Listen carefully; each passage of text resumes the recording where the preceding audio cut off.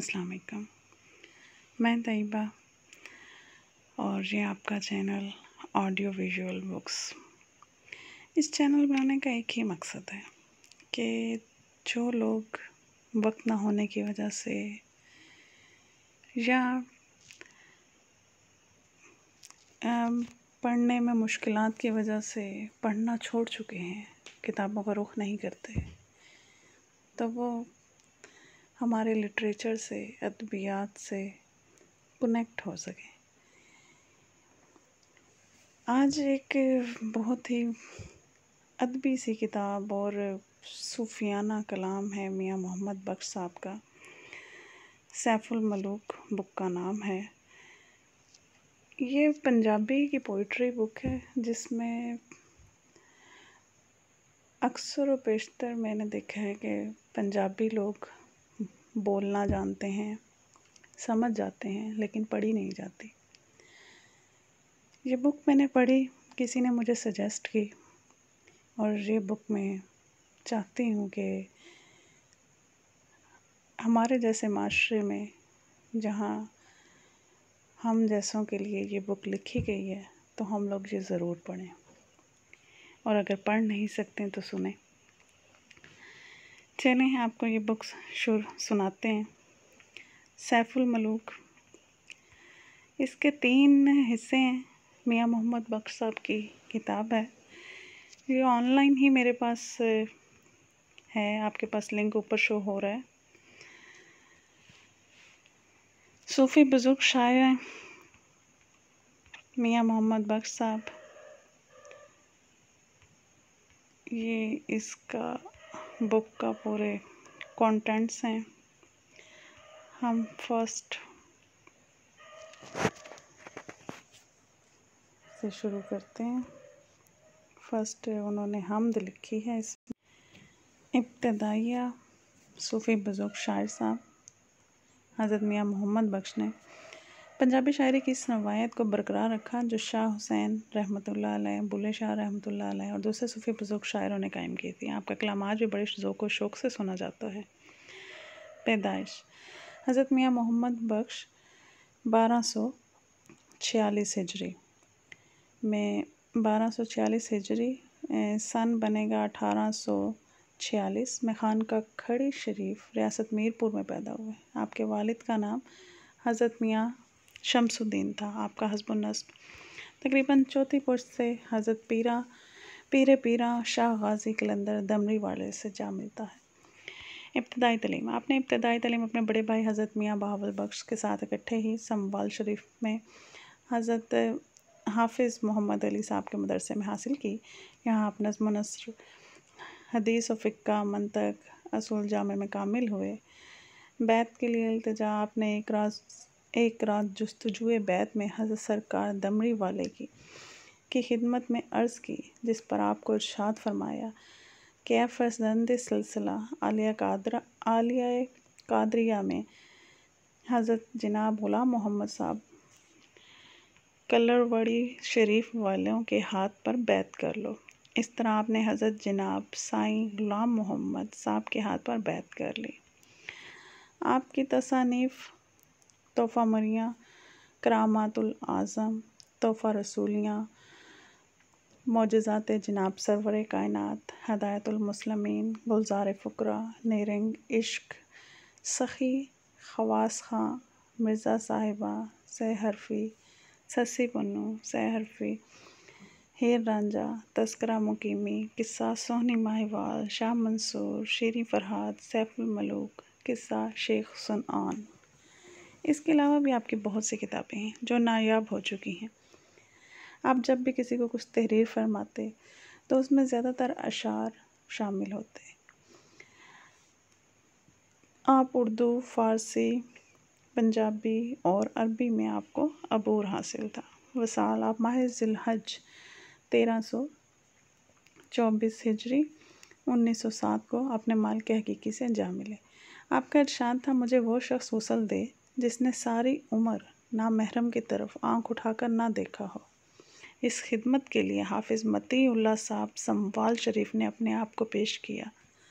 ویسے تو آپ کا عرس 4 مقامات پر ہوتا ہے، لیکن آپ کا مزار کھڑی شریف کے کوریا پر نور میں حضرت پیر شاہ غازی قلندر بادشاہ کے قریب واقع ہے۔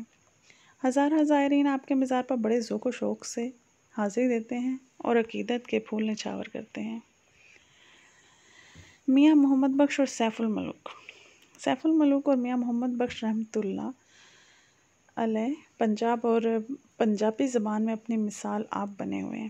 پورے براعظم پاک و ہند میں جب کوئی میاں محمد بخش رحمۃ اللہ علیہ یا سیف الملوک کا نام لیتا ہے تو فوراً ہی داستان سیف الملوک اپنے تمام تر رعنائیوں کے ساتھ ذہن کے ایوانوں میں گردش کرنے لگتی ہے، اور اس کے ساتھ ہی میاں محمد بخش رحمۃ اللہ علیہ کے 20 اشعار اپنے خاص طرز وادہ اور لحن کے ساتھ ایک رس کھولتے ہوئے ترنگ کو ہمراہ لیے ہوئے گونجنے لگتے ہیں۔ سننے والے کو سیف الملوک کے اشعار کا مطلب معلوم ہو یا نہ ہو، اس پر تفہیم اور تشریح ہوتی ہو یا نہ ہوتی ہو، تشنہ تشریح رہے، لیکن ان اشعار کا ترنگ، لے، ترنم، سر اور لہجہ ہر سننے والے کو اپنے ذہن میں ضرور جگڑ لیتا ہے۔ پنجابی زبان ادب کی اکثر داستانوں کا یہ ایک اضافی اور امتیازی وصف ہے کہ ان داستانوں کو ایک خاص گائکی ہی کی مخصوص ترنم، لحن، الاپ اور غنا ہی اس کے خاص پہچان بنا ہوا ہے۔ میاں محمد بخش رحمۃ اللہ علیہ کے سیف الملوک کے لحن اور غنا کو بھی لوگ اسی طرح سے جانتے ہیں جس طرح ہیر رانجھا، مرزا صاحبہ یا پورن بھگت کی داستانوں کو ان کے ترنم اور گائکی سے پہچانتے ہیں۔ داستان سیف الملوک پنجابی زبان و ادب کے ایک لازوال داستان ہے۔ اس داستان کو میاں محمد بخش نے اور میاں محمد بخش رحمۃ اللہ علیہ نے اور میاں محمد بخش رحمۃ اللہ علیہ کو سیف الملوک نے امر کر رکھا ہے۔ سیف الملوک کہنے کو تو ایک فرضی اور تخیلاتی داستان ہے۔ اس داستان میں قدم قدم پر تخیل اور فانتزیاں ہیں۔ انسان الف لیلہ کسی فضاؤں اور ہوش ربا وادیوں میں سیر و سیاحت کرتا چلا جاتا ہے۔ ہر واقعے کے بعد پڑھنا سننے والے مزید کیا ہوا جاننے کے لیے بےتاب رہتے ہیں۔ میاں محمد بخش نے اس داستان گوئی ہی میں پوری کائنات کو سمو کر رکھ دیا ہے۔ کرداروں کے حوالے سے مذہب، مذہبی اقدار، دوستی، دوستانہ خصائص، مرد و زن کی نفسیات، عشق و حسن کے قرینوں، ہجر و وصال کے سوز و گداز اور حز و انبساط مہماتی زندگی کے نہایت کٹھن مقامات اور مراحل، سیر و سفر کے حسین اور پرکشش پربہار اور نئی نئی راہیں سجھانے والی وادیوں، دریاؤں، سمندروں اور جھیلوں اور شوریدہ سر لہروں پر ڈولتی کشتیوں میں، آبی افریتوں، سمندری اسطحوں اور بلاؤں کے ساتھ پرخطر مقابلوں، یعنی علامتی طور پر خیر و شر میں جنگ و جدل کے بعد خیر کی فتوحات کی شادیانوں اور انسانی زندگی کے ہر پہلو اور شعبے کو احاطہ کرتی ہوئی ہر داستان ہر دور میں جستجو، جدوجہد اور فعال زندگی کی راہیں سمجھاتی رہتی ہے۔ میاں محمد بخش رحمۃ اللہ علیہ کی سیف الملوک میں زبان و ادب، شعر و سخن، شعور و ادراک، کردار نگاری، منظر کشی، رزم بزم، اوصاف نگاری، خصائص کاری، بیان و انداز، ثنائیں و بدائیں، شاعرانہ باریکیوں، فصاحت و سلاست و بلاغت، خوش کلامی اور خوش گفتاری کے ساتھ ساتھ وہ تمام محاسن اور خوبیاں جو کسی شاعری کو آفاقی بناتی ہیں بدرجہ اتم موجود ہیں۔ اپنے اس داستان سیف الملوک میں محمد بخش نے شروع سے آخر تک شائستگی اور متانت کو بالخصوص بڑے شاعرانہ مہارت اور چابک دستی کے ساتھ نبھایا ہے۔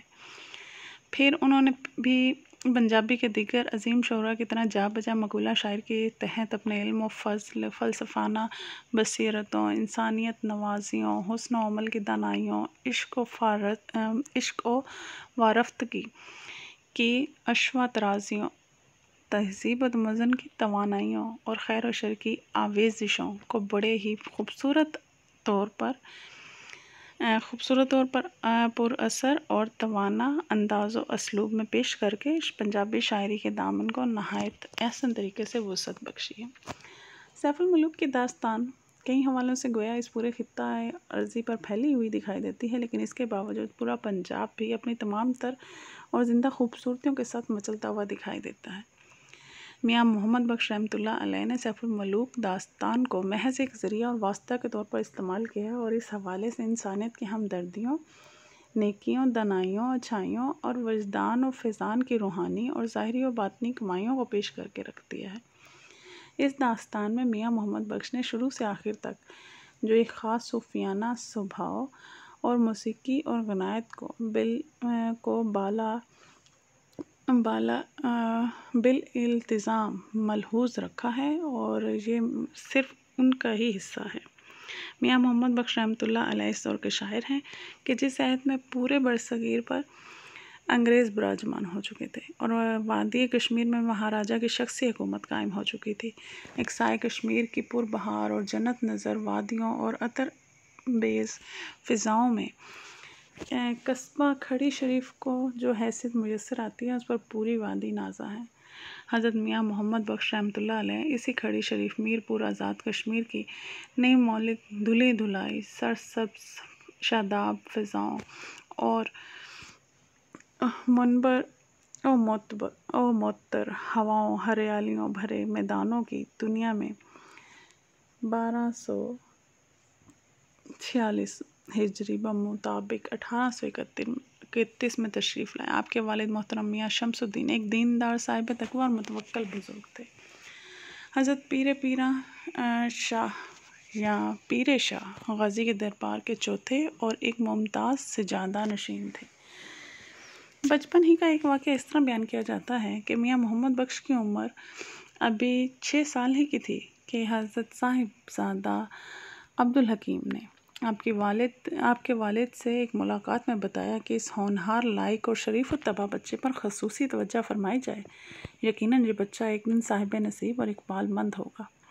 حضرت صاحب کے اس اشارے کے بعد والد صاحب نے بچے پر خصوصی توجہ کا اپنا شعار بنا لیا تھا۔ اس طرح والد صاحب جناب میاں شمس الدین کی براہ راست توجہ کے ساتھ برادر اکبر حضرت میاں بہاول بخش نے بھی نہایت برادرانہ شفقت اور پیار و محبت کا ماحول فراہم کیا۔ بتایا جاتا ہے کہ دونوں بھائی شروع میں سموال شریف کے ایک مدرسہ میں تعلیم و تربیت کے لیے داخل ہوئے۔ اس مدرسے میں انہیں حافظ محمد علی نے فیوض علمی حاصل کرنے کا موقع ملا۔ یہیں سے حضرت میاں محمد بخش نے نظم و نثر، حدیث، فقہ، منطق اور اصول کا درس لیا۔ عربی اور فارسی کی مروجہ کتابیں انہوں نے حافظ غلام محمد سے پڑھی۔ بیان کیا جاتا ہے کہ سموال شریف ہی میں میاں محمد بخش پر حافظ محمد علی کے حقیقی بھائی حافظ ناصر صاحب کی نظر کرم ہوئی۔ حافظ ناصر صاحب ایک درویش کامل اور سدا مؤتلف رہنے والے صوفی تھے۔ انہوں نے میاں محمد بخش رحمۃ اللہ علیہ کی توجہ مولانا جامی رحمۃ اللہ علیہ کے فارسی کلام کی طرف مبذول کرائی۔ یہی نہیں بلکہ انہوں نے میاں صاحب کو غنا لے، ترنم، نغمگی اور گائکی کی طرف بھی مائل کیا۔ لہٰذا میاں صاحب ایک عرصے تک خوبی اور مترنم لہجے سے حافظ صاحب کو محفوظ کرتے رہے۔ یوں بھی بتایا جاتا ہے کہ حافظ ناصر صاحب نے میاں محمد بخش رحمۃ اللہ علیہ کے لحن، حافظے اور یادداشت کی ازدو فروغ کے لیے دعا بھی فرمائی تھی۔ میاں محمد بخش رحمۃ اللہ علیہ بھی 15 سال کے ہوئے تھے کہ جب والد ماجد نے ضعف پیری کے سبب محسوس کیا کہ اب وقت رحلت آ چکا ہے۔ انہوں نے دربار عالیہ کی سعادت اپنے لکھتے جگر میاں محمد بخش رحمۃ اللہ علیہ کو بخشنا چاہی، لیکن حضرت میاں محمد بخش رحمۃ اللہ علیہ نے اپنے بڑے بھائی کے لیے اسے تجویز کیا اور اپنے لیے صرف دعاؤں کی طلب آرزو کی۔ اس کے باوجود والد محترم نے اس سعادت اور منصب کے لیے میاں محمد بخش رحمۃ اللہ علیہ ہی کو پسند کیا اور اس کے بعد ایک خاص روحانی کیفیت اور جذب و سرشار کی حالت میں یہ پیروں فقیروں کی مسند میاں محمد بخش رحمۃ اللہ علیہ کو تفویض کی گئی۔ میاں محمد بخش رحمۃ اللہ علیہ والد ماجد میاں شمس الدین رحمۃ اللہ علیہ کی وفات کے بعد شاہ غازی پیر دربار کے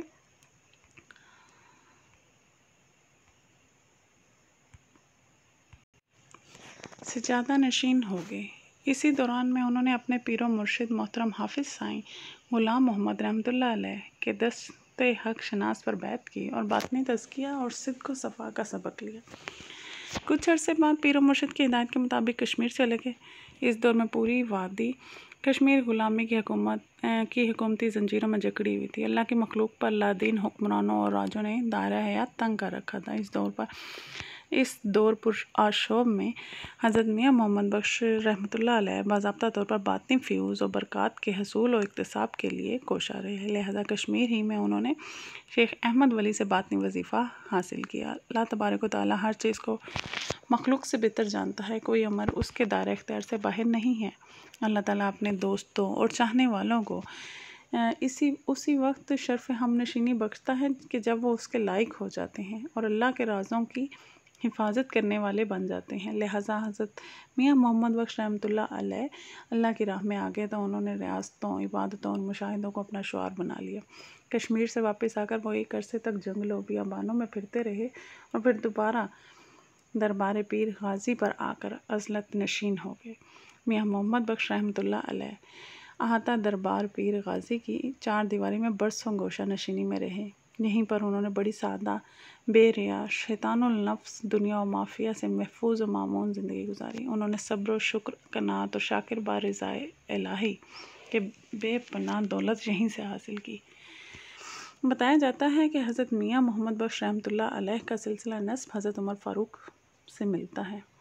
راہ تصوف میں آپ حضرت غوث الاعظم کے مقلد تھے، بلکہ ایک واقعہ یوں بھی بیان کیا جاتا ہے کہ والد ماجد نے جب حضرت جی کو منصب سجادہ نشینی تفویض کرنا چاہا تو اس وقت بھی والد محترم نے روح شاہ پیران حضرت سید عبدالقادر جیلانی ہی کو ہادی اور رہبر قرار دے کے حاضر و شاہد و گواہ بنایا تھا۔ اس وقت تو ابھی میاں محمد بخش رحمۃ اللہ علیہ 15-16 سال ہی کے نوجوان فرد تھے۔ بہر صورت حضرت میاں محمد بخش رحمۃ اللہ علیہ نے راہ تصوف میں مخلوقات اور خواہشات سے ناتعلق ہو کر رجوع اللہ کے باعث بے پناہ روحانی اور باطنی برکات اور رحمتیں حاصل کیں، اور اس دور میں وہ عادات طبی کو چھوڑ کر مشروع کی طرف آ گئے اور موافقت الہی میں ہی سکون و اطمینان حاصل کرنے لگے، اور پھر مستقل طور پر احاطہ دربار میں گویا اس طرح کے اعتکاف میں زندگی بسر کرنے لگے۔ روایت ہے کہ میاں محمد بخش رحمۃ اللہ علیہ نے اپنے بڑے بھائی میاں بہاول بخش کی تحریک و استدعا پر داستان سیف الملوک لکھی۔ یہ داستان سیف الملوک حضرت میاں محمد بخش نے 33 سال کی عمر میں مکمل کر لی تھی۔ گویا اس وقت میاں صاحب کی کئی طرح کے تجربات و واردات سے گزر کر کندن ہو چکے تھے۔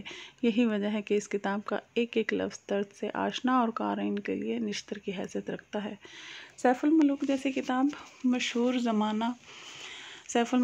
مشہور زمانہ اور بزرگ تصنیف کے علاوہ بھی میاں محمد بخش رحمۃ اللہ علیہ کی متعدد کتابیں ہیں۔ ان میں رنگ، تصوف، تحفہ میرا، ترجمہ قصیدہ غوثیہ، ترجمہ قصیدہ بردہ شریف، قصہ شاہ منصور اور تبلیغی، دینی اور اسلامی کتابوں میں تحفہ رسولیہ، معجزات جناب سرور کائنات، ہدایت المسلمین، تذکرہ مقیمی اور دیگر داستانوں میں قصہ سونی، ماہیوال، شیریں فرہاد، نیرنگ عشق، مرشا صاحبہ، سحر فی ہیر رانجھا، سحر فی سسی پنو وغیرہ زیادہ مشہور ہیں۔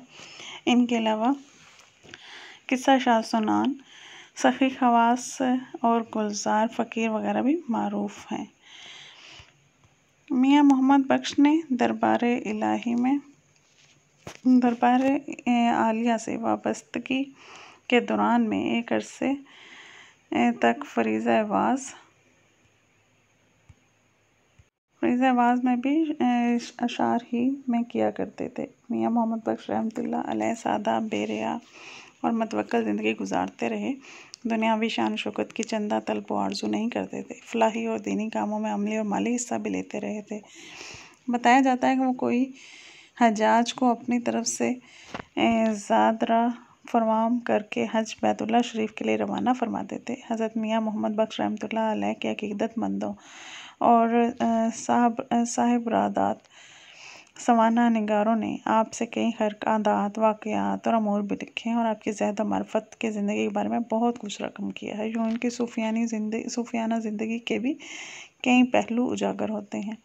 حضرت میاں محمد بخش نے 1322 ہجری یا 1324 ہجری بمطابق 1907 میں کھڑی شریف میں وصال پایا۔ یہ تھی میاں محمد بخش کے زندگی کے بارے میں کچھ ڈیٹیل تفصیلات اب اگلے ویڈیو میں انشاءاللہ ہم ان کی شاعری کو شامل کریں گے۔ شکریہ۔